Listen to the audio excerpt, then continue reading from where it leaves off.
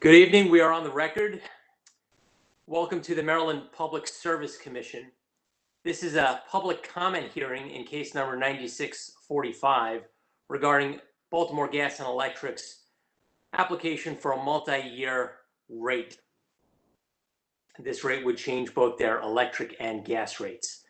My name is Jason Stanek. I'm the chairman of the Maryland Public Service Commission. With me tonight are Commissioners Michael Richard, Commissioner Obi Linton, and Commissioner Mindy Herman. The purpose of tonight's hearing is to solicit comments from the public with respect to the application that was filed by Baltimore Gas and Electric on May 15th of 2020.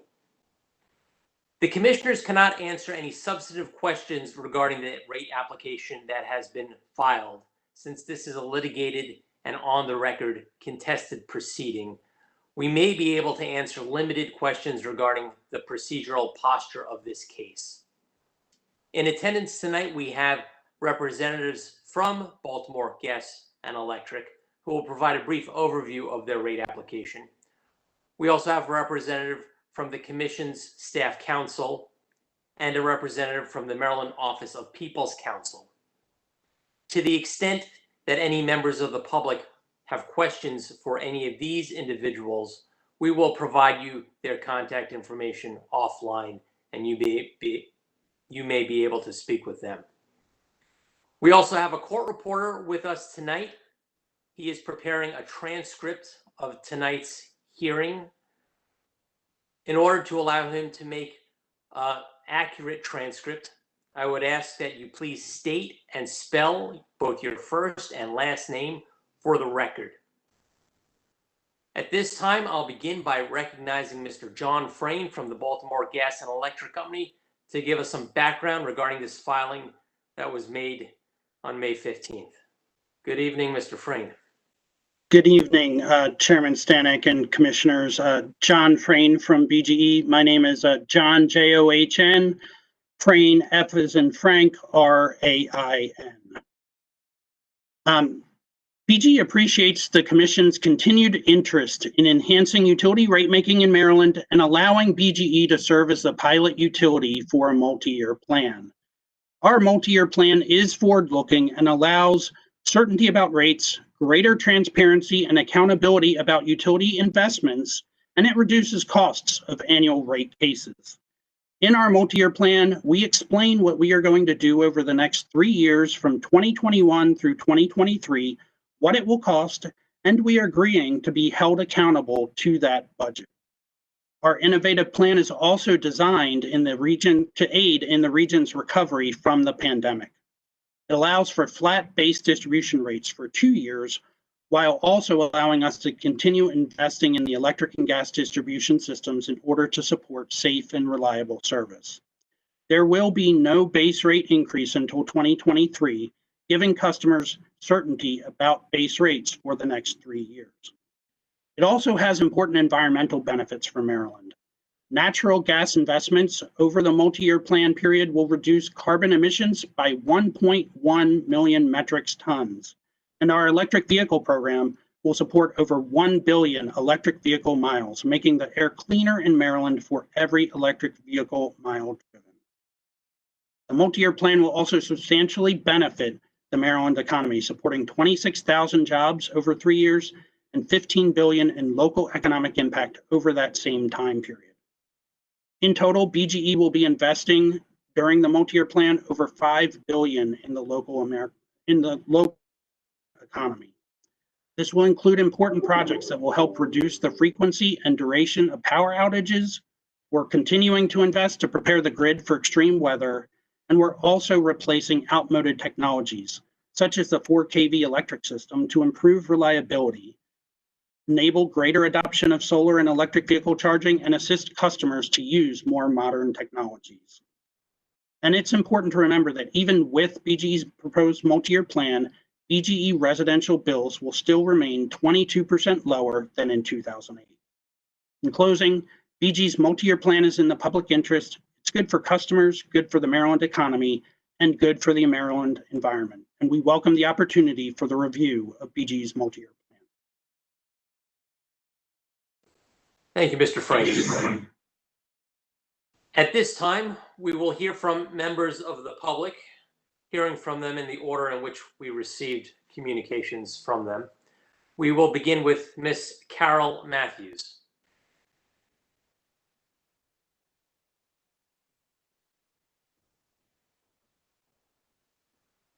Miss Matthews, there you are. My microphone was on mute. I apologize. We could hear. So I'm actually just listening right now. I don't have any specific questions at this time. Okay, thank you, Miss Matthews. If you could return yourself to mute, please.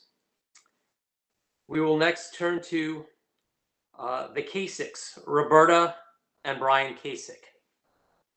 Will you both be speaking or just one of you? Oh, sir, you have, there we go.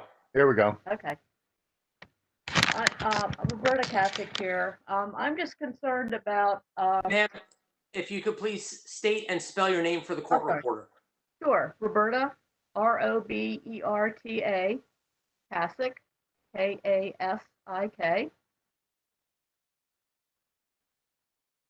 you very much. If you may wish to proceed with your comments.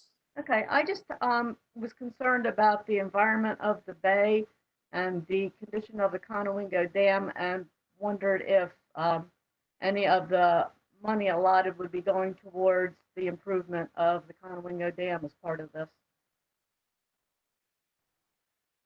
Let me ask Mr. Frayne if he's comfortable responding to that question.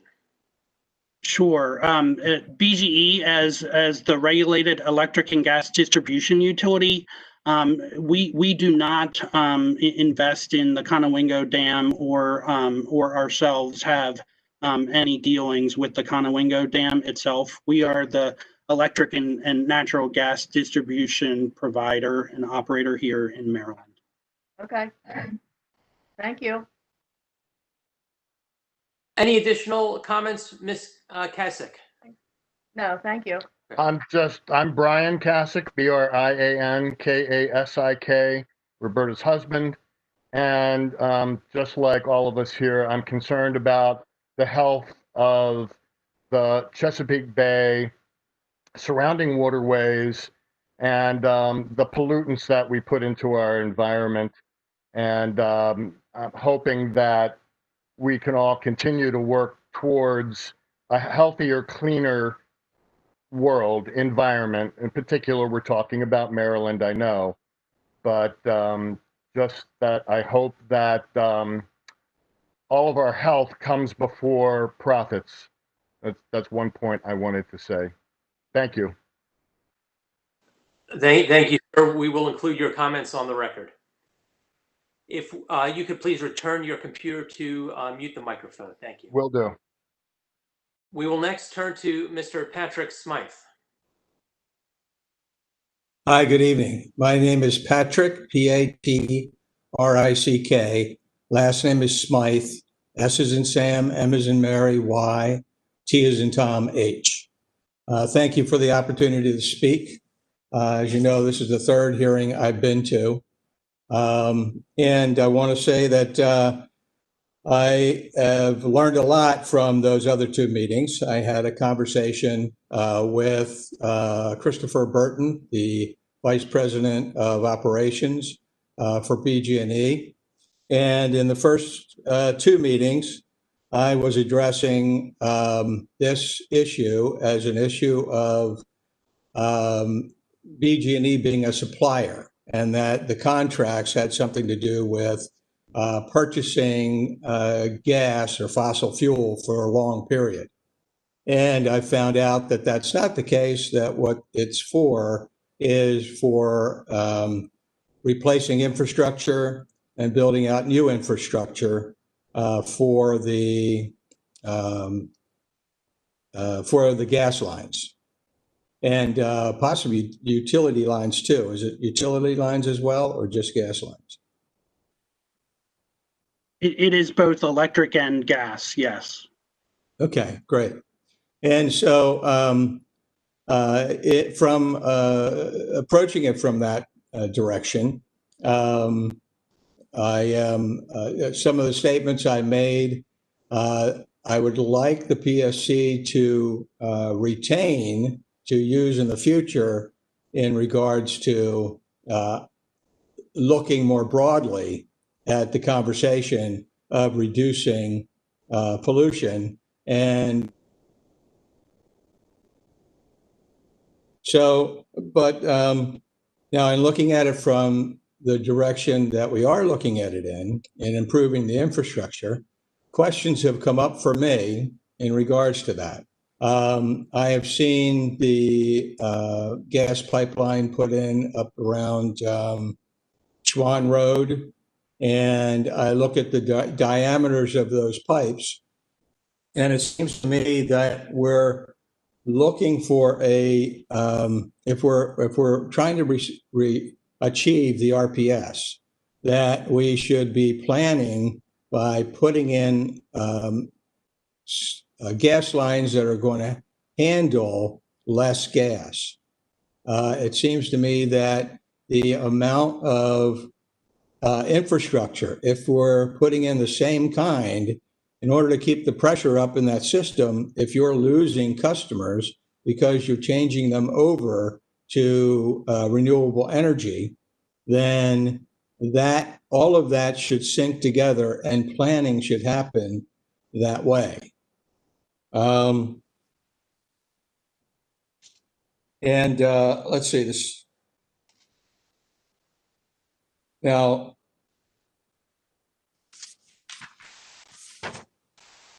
the first question is that, well, is Exelon aligned with the goals of the people of Maryland and the Maryland legislature in achieving the RPS? And if so, in replacing old pipelines or installing new ones, will you be taking a look at how to reduce that load because you want to change people over to a new structure, to renewable energy? So question, now you have put, these larger pipes in the ground so far, and of course there are reasonable ways of using them. If you hear my suggestion and change the way that you plan the future, okay? Because we are looking at a new future. We're not looking at burning the same amount of fossil fuels. You have 625,000 gas customers. Are you looking at the population of Maryland increasing by,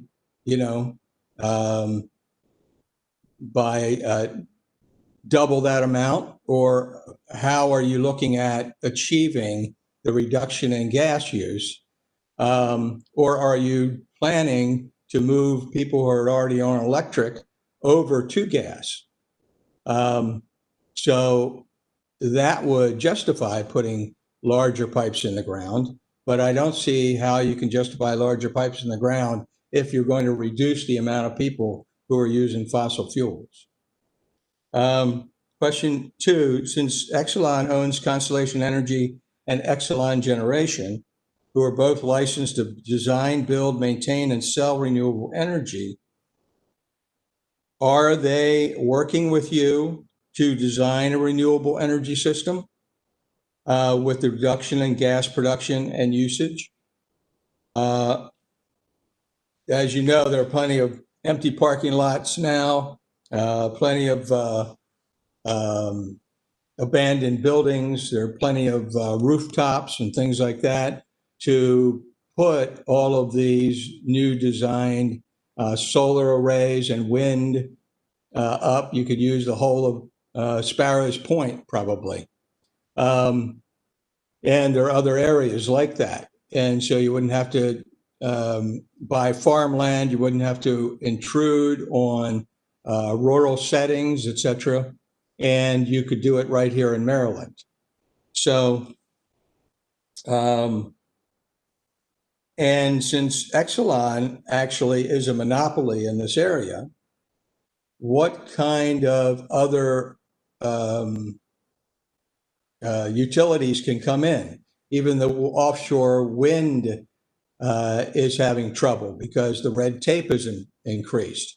Is that a matter of what Exelon has done? What are we looking at? How is Pepco, Delmarva, all of these organizations are using gas. But in order to achieve the 50% reduction, we're going to need to have a different plan. And I'm wondering what the PSC, if the PSC is looking at this, or are we going to go down the same track and someday say, well, we couldn't make it. You know, we had our eye on some different ball. So the PSC must look at these scenarios and stop and start forcing them to do something like that. I mean, Exelon made $4.5 billion over the last 5 years, and that's after taxes, after shareholder. They have the money to change the system, to completely renovate. And I think you got to look at that and support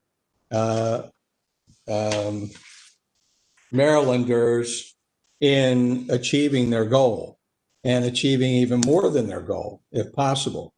I mean, climate change is real. We can see that from California. We don't know what's in store for Maryland, the land of pleasant living. We're hoping is going to stay pleasant living. You know, Exelon as a neighbor has to be willing to be a good neighbor and help with, you know, things like the Conowingo Dam and burning less fossil fuel also helps with the watermen because they're in trouble from rising seas and the pollution in the bay. They're all the mercury. And gas will reduce all that. I think it's fantastic the way you guys are closing up the holes, being able to track methane, churning to an electric fleet. All of that is great, but so much more needs to be done. And I think it needs to be a real change in the system, and that all these companies that represent Exelon could all do this within the area of your monopoly, because they're all licensed to operate here. So Goldman Sachs predicts great growth for Exelon. They consider it an undervalued stock. The reasons for that are in the potential of their renewable energy portfolio. That's one of them. And the other one is in Exelon's ability to receive permission to increase rates to its customers.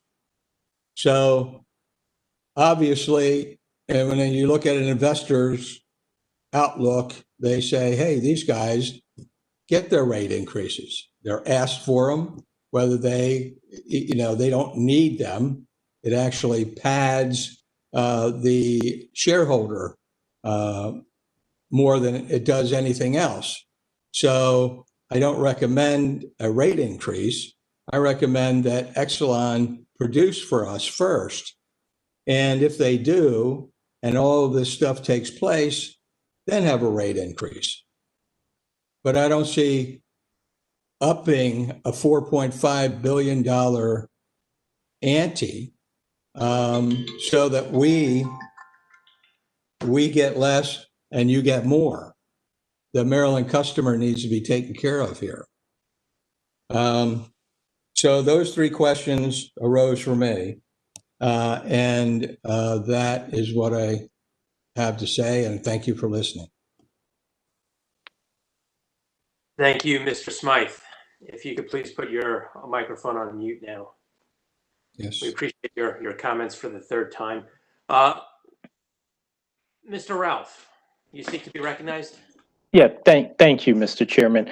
Just wanted to state for the record that we will have someone reach out to Mr. Smythe regarding BGE's relationship with generation and the other questions that were raised by him in the meeting today. Thank you, Mr. Ralph. I do not see any additional members of the public in this virtual hearing tonight. I just wanted to go back to Ms. Carol Matthews, if you had any additional comments before we adjourn this evening. I don't. Thank you. Thank you, Ms. Matthews. Before we adjourn, I would just like to provide the roadmap going forward. The commission on Tuesday, October 13th of 2020 will begin its trial type evidentiary hearing of this rate case. It is a rate case, so very similar to a court, there will be live testimony, cross-examination by various parties with respect to the application that was filed back in May. The commission expects that this proceeding will go on for several days, after which time there will be a briefing schedule and parties will have the opportunity to file both initial and reply briefs. The public comments that were received tonight will be made a part of this official record in case number 9645. So on behalf of the commission, we appreciate you taking some time out of your evening tonight to share your comments with us. With that, this hearing is now